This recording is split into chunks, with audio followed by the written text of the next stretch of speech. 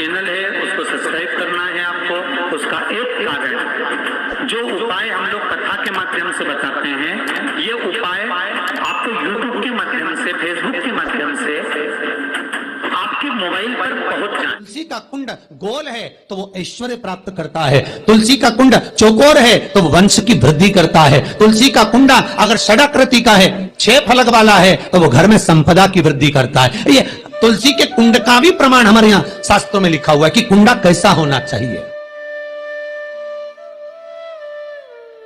तुलसी के कुंड की आकृति कैसी होना चाहिए, तुलसी का कुंड होना कैसा चाहिए, वो उसका भी प्रमाण हमारे यहां स्कंद पुराण में लिखा हुआ है, विष्णु पुराण में लिखा हुआ है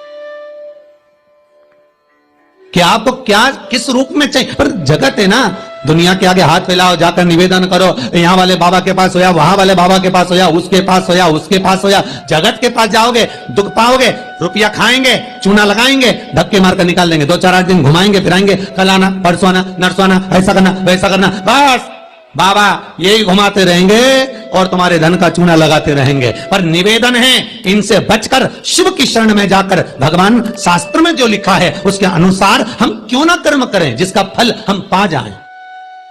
हम क्यों ना ऐसा कर्म करें जिसके फल को हम पा सकें।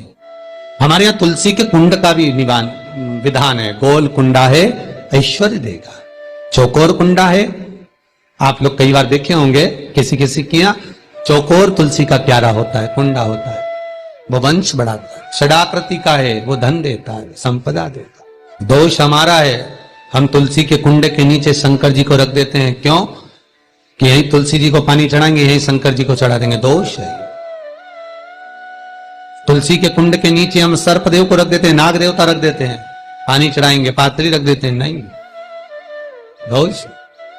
इसका दोष हम सबको, स्वयं अगर गलती करते हैं तो स्वयं को वो कैसा कुंड हो।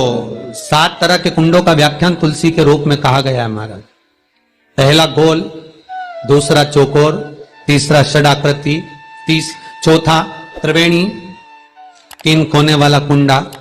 शास्त्र कहता है जिसके मार्ग घर में टुकड़े हो रहे हो, घर विभाजन की ओर हो रहा हो, तो 3 कोण का कुंडा घर में रखकर पूजा करने पर परिवार एक हो जाता है। 5वां, गार्डन में बिना कुंडे का, बिना कुंड का जो तुलसी का पौधा रोपित होता है, बिना कुंड के एक बगीचा जैसा बो दिया जाता है, तुलसी तुलसी उत्पन्न हो जाती है। महाराज वहां पर संपदा तो रहती है पर चिंता बहुत रहती है, टेंशन बहुत रहती है। क्यों? घर के दरवाजे के बाहर इतनी सारी बगीचे में तुलसा कर दी। कोई निकल कर जा रहा था उसने थूक दिया, कोई निकल कर जा रहा था उसने पानी डाल दिया, कोई श्वान ने, कुत्ते ने, किसी ने, बिल्ली ने गंदगी कर दी, उसका दोष आपको लगेगा। इसलिए कुंड के अंदर तुलसा का, तो वो धन तो देगा, जो तुमने बगीचे में तुलसा लगाई है, गार्डन तुलसा का करा, वो धन तो देगा, संपदा भी देगा, पर चिंता को बढ़ा देगा। 5 महाराज। 6, तुलसी के कुंड को 3 धार पर लटका कर रखना। कई जगह पर आपने देखा होगा तुलसी का जो कुंडा होता है उसको 3 जो तार होते हैं, 3 जो चेन होती है, उस पे लटकाया जाता है। महाराज विष्णु पुराण उसका भी व्याख्यान करती है। महाराज वहां व्यक्ति के कार्य उन्नति की सीढ़ी की ओर बढ़ जाते हैं। जैसे भोजन की थाली लग गई, भोजन तैयार हो गया, बस खाने बैठे हो और थाली खसक गई, समझ लेना कि तुलसी को अधर पर लटका कर रखा है। इसलिए कार्य तो हो रहे हैं, बनने वाले हैं, 4 दिन बाद ये काम होने वाला है, 8 दिन बाद ये काम होने वाला है, लग रहा है कि इसमें इतना फल मिलेगा, लग रहा है इस व्यापार को करेंगे तो इतना फायदा हो जाएगा, सब कुछ करा, लाखों रुपए लगा भी दिए, थाली मालूम पड़े खसक गई, अधर लटका है तुलसी। 7 क्रम है तुलसी के, ये 6ठा क्रम बताया। तुलसी का 7वां क्रम, तुलसी का 7वां क्रम है महाराज। तुलसी का कुंडा जैसा घर के आंगन में है, तुलसी का कुंड जैसे घर के आंगन में विराज रहा है, ऐसा ही छोटा सा कुंड भगवान के लिए रोपित करें। प्रतिदिन भगवान की सेवा करते समय तुलसी का कुंड सम्मुख रखकर उसकी आराधना करना, फिर उस कुंड को वापिस बाहर ले जाकर रखना, फिर दूसरे दिन पूजन के समय पर कुंड को लाकर रखना। हम तो यहां तक कहते हैं विष्णु पुराण गर्ग संहिता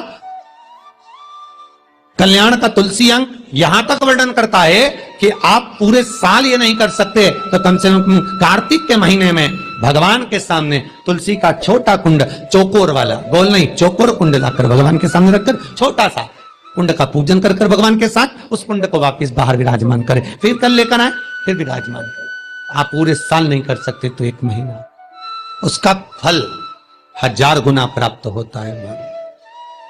तो किस चीज के लिए कहा गया कि तुलसी का कुंडा एक बाहर हो, एक घर के अंदर मंदिर के सामने पूजन के लिए रखा जाए?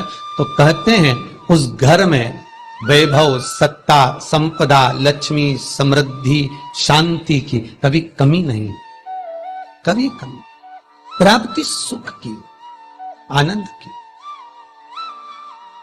7 तरह के कुंड, 7 तरह के तुलसी के रोग का वर्णन हमारे यहां विष्णु पुराण में किया गया। 7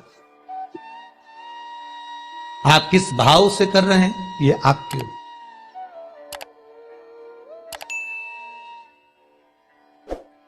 महाराज, स्त्रियों के, नारियों के जितने भी रोग होते हैं, बीमारियां होती हैं, रजोधर्म से जुड़ी हुई जो भी तकलीफें होती हैं, उसका भी व्याख्यान देवी भागवत में स्पष्ट कहा गया।